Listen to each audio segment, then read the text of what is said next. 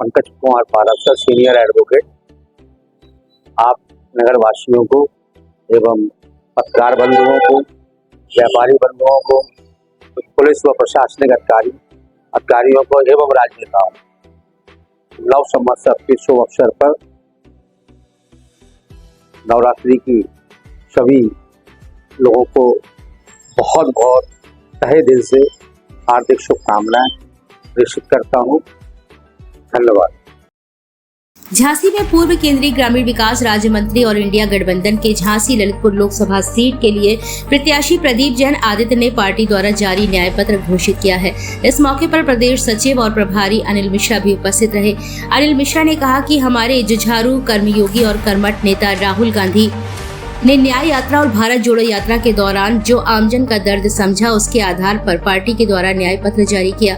विस्तृत रूप से न्याय पत्र पर चर्चा करते हुए प्रदीप जैन आदित्य ने सीधे सीधे झांसी ललितपुर क्षेत्र की बदहाली पर आंसू बहाए। उन्होंने कहा कि भाजपा की असफल नीतियों का फल जनता भोग रही है। झांसी का ग्रोथ सेंटर, जहां आज भी फैक्ट्रियां नहीं लगाई गई हैं, किसानों से फैक्ट्रियां लगाने के नाम पर जमीनें ले ली गई हैं। उन्होंने कहा कि बार बार एयरपोर्ट के लिए जमीन का चिन्हित किया जाना, बस उस एरिया की जमीन के दाम बढ़ाने के बाद एयरपोर्ट दूसरी जगह चिन्हित किया जाता रहा है।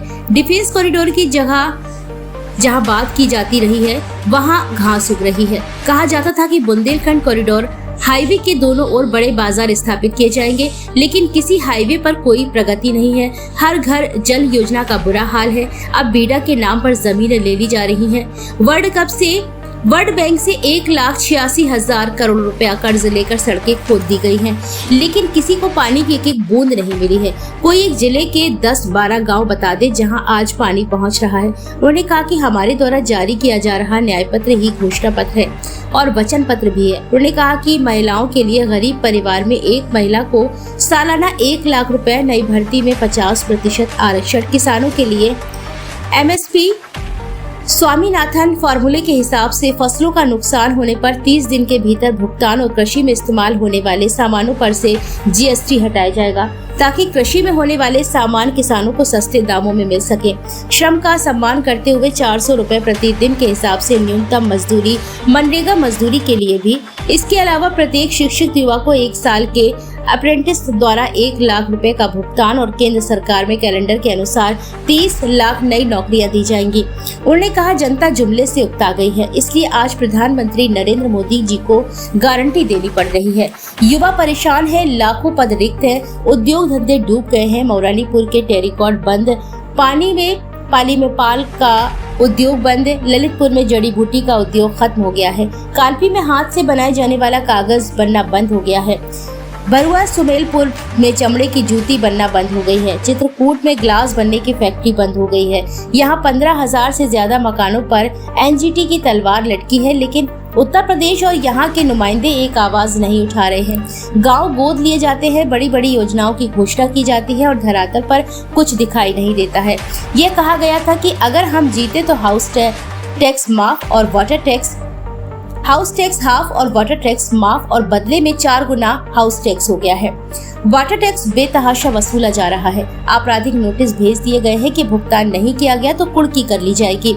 गाड़ियों के बेशुमार चालान किए जा रहे हैं। यहाँ के विधायक ही विधानसभा में नगर निगम के भ्रष्टाचार पर सवाल उठा चुके हैं। सड़कों पर छाते लगाए गए हैं, जिनका किराया उनकी कीमतों से अधिक है। इस स्थिति में झांसी ललितपुर के लोग आज गारंटी नहीं चाहते, वो चाहते हैं कि जनता को सुविधा पहुंचना चाहिए। उन्होंने यह भी कहा कि झांसी की जनता यह भी जानना चाहती है कि क्यों झांसी में संत रविदास की प्रतिमा स्थापित नहीं हो सकती है, जो गरीब अहिरवार भाइयों पर मुकदमे लगा दिए गए हैं। उन्होंने कहा कि बताया जाए कि गरीब अहिरवार भाइयों पर से कब सरकार मुकदमे वापस लेगी। जिस रेल फैक्ट्री का उद्घाटन प्रधानमंत्री ने किया, उसमें भी आज 8% लोग काम कर रहे हैं। राजकीय संग्रहालय सिर्फ सिक्योरिटी गार्ड के सहारे पर चल रहा है। BHEL में जहां इंजन और ट्रांसफार्मर बनाने का ऑर्डर मिला करते थे, आज ऑर्डर की स्थिति न्यूनतम है। घर में अगर कोई झाड़ू लगा रहा है तो सरकार कहती है कि ये स्टार्टअप है। युवा परेशान है, किसान आत्महत्या कर रहा है, लेकिन उसके बावजूद भी किसानों को फसल बीमा का पैसा नहीं मिल रहा है। व्यापारी GST से परेशान है। साहू समाज के एक प्रतिष्ठित व्यक्ति जो सपा के नगर अध्यक्ष भी हैं, उन्हें दबाव डाला गया कि भाजपा में शामिल हो। न मानने पर रात को 12 बजे उनका और उनके नाबालिग बेटे का चालान किया गया।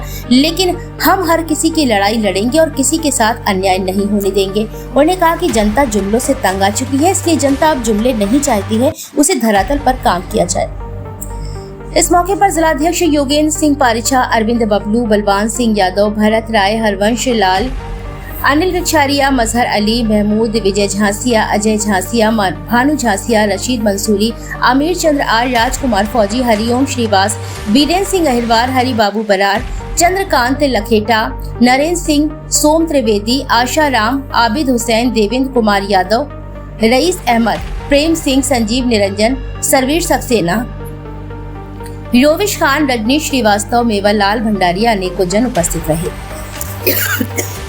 नेता जो आज पूरी दुनिया के अंदर कर्मयोगी के बारे में जाने जाते हैं।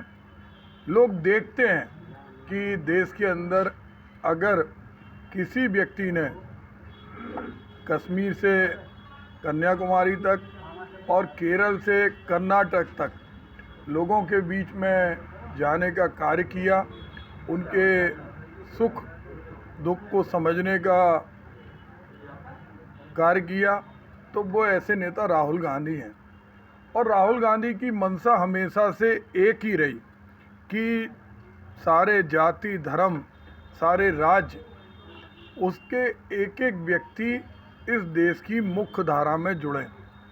और यही कारण है कि उन्होंने जो पदयात्रा की, जो भारत जोड़ो यात्रा की, जो न्याय यात्रा की, उसके माध्यम से बहुत सारे विषय उभर कर आए हैं, जिन विषयों के बारे में हमारे भाई अनुज मिश्रा जी ने आपको बताया है कि एक युवा अभी लगातार जुमलों से जूझ रहा था। लोगों के बीच में आप सुनते होंगे कि आज हमारे प्रधानमंत्री जी गारंटी की बात करते हैं, मोदी गारंटी।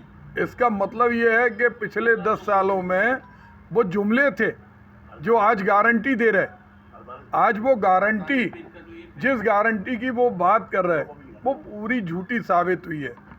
आज युवा परेशान है और जो लाखों की संख्या में पद रिक्त हैं, उन लोगों को कैसे स्वाभिमान के साथ रोजगार से जोड़ा जाए, उसके लिए उन्होंने प्रावधान किया है कि जो 25 साल तक के ग्रेजुएट हैं, जो पढ़े लिखे नौजवान हैं, उनको 1 लाख रुपए तक, अगर उनके पास नियुक्ति नहीं है, 1 लाख रुपए सालाना उनको मिलेंगे।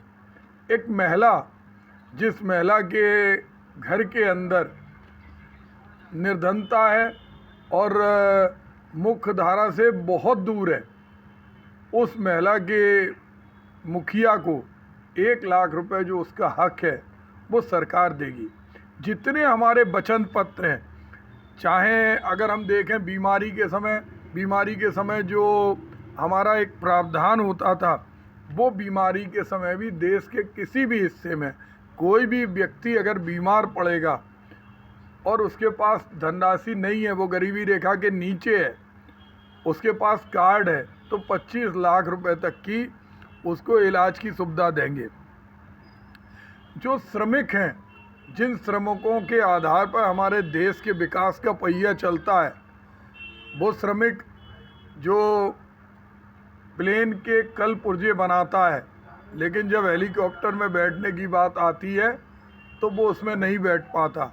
वो श्रमिक जो दवाई की फैक्ट्री में लोगों की जान बचाने की कामना करते हुए दवाई बनाता है, जब उसके इकलौते बेटे को बीमारी लगती है तो उसको दवाई का लाभ नहीं मिलता है। और वो ऐसे परिवारों से आते हैं, गांव के परिवारों से, जहां मजदूरी के माध्यम से उनको मुख्य धारा में जोड़ने का प्रयास कांग्रेस ने किया था।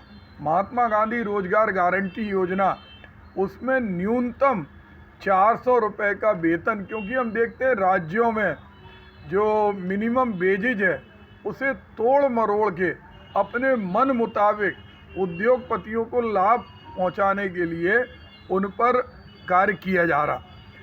जो किसान है, किसान देश का अन्नदाता है। हमारे जो भी लोग सरकार में आते हैं, लेकिन कांग्रेस का एक नारा जो हमेशा है, जय जवान जय किसान। तो हमारी जो वचन है वो वचन एमएसपी की गारंटी है, जिसको हम विस्तृत देंगे लागू कर जिस खाद्यान्न की जो लागत है उसको हम लागू करेंगे। इसके अलावा हम देखते हैं कि जो सामाजिक आर्थिक आधार पर जो जनसंख्या है उनको जनसंख्या के आधार पर लाभ नहीं मिल रहा, तो सामाजिक आधार पर गिनती, आर्थिक आधार पर गिनती, ताकि उनकी हिस्सेदारी न्याय में मिली। इन सब पर जो हमारा गारंटी कार्ड है, इस गारंटी कार्ड पर एक एक व्यक्ति से जब पूरे देश के अंदर राहुल जी गए, लोग गए, तो ये सारी चीज़ें आपके बीच में आज चूँकि पूरे देश के अंदर ये घोषणा पत्र लागू हो रहा, हम लोग भी आज इसे झांसी में कर रहे हैं और हम चाहते हैं कि आपके माध्यम से हम आम आदमी तक ये बता सकें कि ये कांग्रेस का वचन है, ये कांग्रेस का वचन है जो हमारे राष्ट्रीय अध्यक्ष मल्लिकार्जुन खड़गे जी ने, हमारे नेता राहुल गांधी जी ने, हमारे प्रदेश के प्रभारी अविनाश पांडे जी ने और प्रदेश अध्यक्ष अजय राय जी ने आज उत्तर प्रदेश के पूरे ज़िले में इसको किया है। और इसका लक्ष्य ये है कि जो लोग इस बुरी हालात में जूझ रहे हैं, नोटबंदी के कारण, कोरोना के कारण जो नौजवान हताशा के शिकार हो रहे हैं, आत्महत्या कर रहे हैं, उन्हें हम ये बता सकें कि आने वाले समय में जब हमारी सरकार आएगी तो हम उनके साथ खड़े होंगे। हम उन महिलाओं को बता सकें कि हर गरीब परिवार की महिला को अब किसी के सामने झुकने की आवश्यकता नहीं रहेगी। हम श्रमिकों को बता सकें कि उनका न्यूनतम वेतन 400 रुपये से कम किसी भी राज्य में हम उन्हें नहीं देंगे। बुंदेलखंड के अंदर किसानों की ज़मीनें हथियाने का काम हो रहा। पहले ग्रोथ सेंटर के अंदर किसानों की ज़मीन हथियाई गई कि यहाँ उद्योग लगेंगे, लेकिन एक भी फैक्ट्री नहीं लगी। उसके बाद डिफेंस कॉरिडोर, जिसको हम लोगों ने नेशनल मैन्युफैक्चरिंग जोन के आधार पर स्वीकृत कराया था, जिसमें पिछले 5 सालों से एक टेप रिकॉर्डर बज रहा है कि इसमें इंडस्ट्री लगेंगी, काम आएगा, बुंदेलखंड के लोगों को रोज़गार मिलेगा। आज वहाँ पर घास फूस उगी है, ढोर चर रहे हैं, एक भी इंडस्ट्री नहीं लगी। उसी तरह जो बुंदेलखंड एक्सप्रेस वे है, हमारे प्रधानमंत्री जी, मुख्यमंत्री जी कहते थे कि इस एक्सप्रेस वे के दोनों तरफ उद्योगों की स्थापना होगी। वहाँ पर भी हम देखते हैं कोई उद्योग नहीं है। और बीडा के नाम पर चुनिंदा देश की बड़ी कंपनियों को सस्ती ज़मीन दिलाने के लिए वर्तमान समय में 5 साल से जिन गांव के मूल्य की सूची नहीं बढ़ी, वो ज़मीन ज़बरदस्ती उनको दिलाने के लिए आज सरकार प्रयासरत है। हम पूछना चाहते हैं कि अगर बुंदेलखंड के लिए ये सरकार हितैषी है तो कम से कम बताए। ख़ास तौर से हम अपने लोकसभा झांसी के संसदीय क्षेत्र में देखते हैं रोजगार जो कॉन्ट्रैक्ट पे भी थे वो भी कम कर दिए गए। आज जिस कोच फैक्ट्री का उद्घाटन प्रधानमंत्री जी ने किया, उसके अंदर भी केवल 8% लोग कार्य कर रहे हैं। आज जो राजकीय संग्रहालय श्रीमती इंदिरा गांधी ने जिसका उद्घाटन किया था, आज वो सिक्योरिटी गार्ड के सहारे उसकी गैलरी खोली जा रही। जिस BHEL के अंदर लोकोमोटिव के भरपूर ऑर्डर मिलते थे, ट्रांसफार्मर के ऑर्डर मिलते थे, आज वहाँ भी ऑर्डर की संख्या में बिल्कुल न्यूनतम स्थिति आ गई। यही नहीं, आज बुंदेलखंड के अंदर जितने हमारे पुराने कल कारखाने थे, उद्योग थे, वो भी दम तोड़ रहे। रानीपुर टेरीकॉट के लिए हमेशा प्रधानमंत्री बात करते रहे, रानीपुर टेरीकॉट बंद है। पाली में पान का उद्योग, जिस पर कभी ओलावृष्टि अतिवृष्टि हो जाती है, टूट गया। जड़ी बूटी का उद्योग ललितपुर के अंदर लोग करते थे, सहारिया जाति के लोग करते थे, आज भुखमरी की कगार में है। कालपी के अंदर हाथ से बनाए जाने वाला कागज़ पूरी तरह से बंद हो गया। भरुआ सुमेरपुर के अंदर चमड़े की जूती बनती थी, वो उद्योग भी बंद हो गया है। हमारे मित्र बलवान सिंह यादव